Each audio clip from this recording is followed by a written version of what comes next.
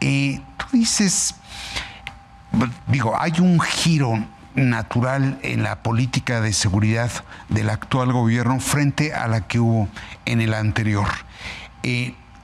Sostiene la presidenta que los ejes de su política es impunidad cero, pero con atención a las causas, consolidación de la Guardia Nacional, desarrollo de inteligencia y coordinación entre los cuerpos de seguridad, incluso entre los propios gobiernos en sus tres niveles. ¿Lo ocurrido modifica esa política? No, yo pienso que no, porque hay gente que está pensando acá que esto tira por la borda la política de abrazos no balazos. Sí. Bueno, es una perspectiva que si tú abrazos no balazos como una política pública y no como un eslogan que me parece que además tuvo mucho sentido en la campaña del 2012 y en la campaña del 2018, que es, me parece una muy buena idea. Ataquemos las causas que justamente son el caldo de cultivo para el crimen. Donde sí estaría de acuerdo es que en la administración anterior, diría, voy a ocupar la palabra, pero no sé si es la correcta, se confundió política social con política de seguridad. Sí. Se le dio mucho peso a la política social y quizás se dejó de hacer algo en cuanto a la política de seguridad, o se pensó que la política de seguridad podía abarcar, que la política social podía abarcar ambas, seguridad y política social. Y en realidad no es así. Creo que la política de Claudia, y me parece que está dando un poquito la vuelta al péndulo, pondera quizás con la misma importancia la política social con la política de seguridad. Pero decir que en la administración anterior no hubo este tipo de descabezamientos, pues es falso. Ovidio Guzmán, por ejemplo, fue detenido en la administración del presidente López Obrador, lo mismo el líder de Santa Rosa de Lima, el propio Caro Quintero. Hubo descabezamientos muy importantes. La pregunta no es tanto por el descabezamiento, por el kingpin. La pregunta es qué se hace antes, qué trabajo de inteligencia se hace antes y qué trabajo de inteligencia se puede hacer después, justamente para capturar y detener a los generadores de violencia. Por eso me parece que en general la discusión pública de los últimos días ha sido un tanto infértil, porque es necesario detener a esta gente. La pregunta es, ¿qué acompaña la detención? ¿Cómo está el Estado presente después de la detención, tanto en su política social como en su política preventiva de seguridad? A ver, ahí salgo del libro, paso a un artículo, y tú decías que en efecto el debate no es si se captura o no a los líderes criminales, sino si el Estado es capaz de articular tres acciones. Tú decías desarticulación selectiva previa, contención territorial inmediata tras el golpe y persecución financiera que limite la capacidad de recomposición acelerada. ¿Está en esa condición el actual gobierno? La información que yo tengo, lo que yo puedo leer también en los periódicos, las conversaciones que tengo, me parece que sí. Antes de la captura del Mencho fueron detenidos varios generadores de violencia. Uno de sus hombres fuertes en Guanajuato, el Queenie, fue detenido hace un par de meses. Me parece que ejemplos como el Plan Michoacán dan cuenta también de que no se trata solamente de tener más militares o mayor policía, sino integrar una política en torno a esto. Y me parece que la UIF está haciendo un trabajo mucho mejor del que se estuvo haciendo en los últimos 6 años, que en efecto estuvo dormida. Ahora, si esto es cierto, si mi optimismo tiene sustento, me parece que es lo que vamos a ver en los próximos días. Vamos a ver los resultados de la fragmentación del cártel. Vamos a ver cómo opera. Ya sabemos que el Cártel Jalisco es una suerte de franquicia que opera de manera distinta en cada ciudad, y ver el efecto de esto. Yo en eso sí no soy tan positivo, porque toda la evidencia en Colombia, en México, los últimos años sabemos que detrás del descabezamiento de una persona justamente va a haber dos tipos de situaciones. Luchas intestinas alrededor de la organización por el liderazgo, y luego el hecho de que otras bandas rivales ven la debilidad del cártel y justamente intentan probar su fuerza, generando mayor violencia. Vamos a ver cuánto hemos aprendido como Estado en los últimos 20 años para evitar ese tipo de derramamiento de sangre.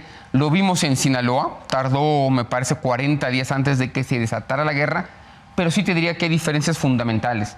Mientras en Sinaloa lo que vimos sobre todo fue una traición, que lleva a que estén matándose hasta los perros allá, una traición que nadie va a olvidar en Sinaloa. Acá es una captura, un abatimiento, es el propio ejército el que lo hace, y quizás menos dispuesto a los grupos a pelear entre sí. Ojalá no suceda, porque en el peor de los escenarios vamos a llegar al verano ya con alza de violencia tremenda. Ahora, en la anterior respuesta dijiste algo que yo traía aquí contemplado. Desde mi perspectiva, el anterior gobierno puso el acento en la desigualdad y no en la inseguridad. Uh-huh. Fue un error estratégico de la pretendida 4T el haber privilegiado la desigualdad sin considerar a fondo la inseguridad. Sabemos por toda la bibliografía académica de crimen en América Latina que el mayor predictor de violencia y de crimen es la desigualdad. Hay un libro increíble que se llama More Money, More Crime, de Marcelo Bergman, que trata justamente de cuando más dinero hay en una ciudad y se genera desigualdad, mayor crimen va a haber. Que se haya atacado la desigualdad no me parece menor, no solamente por la deuda estructural que tenía el Estado con la ciudad de atacar la desigualdad, sino que también, quizás no en el corto plazo, pero en el mediano y largo plazo, es tu mejor política pública para atacar cualquiera de tus problemas. Ahora, una política social que vaya contra la desigualdad y vaya que se consiguió reducir la desigualdad y la pobreza en México, no hace, insisto, una política de seguridad. Es una cosa mucho más técnica, más instrumental, mucho más dinero a ciertas cosas que son muy importantes, y eso sí creo que se dejó de hacer, porque para el presidente todo estaba, para el expresidente, en el tema de la desigualdad. Me parece que se dejó de hacer, y creo que lo que estamos viendo sí es una corrección.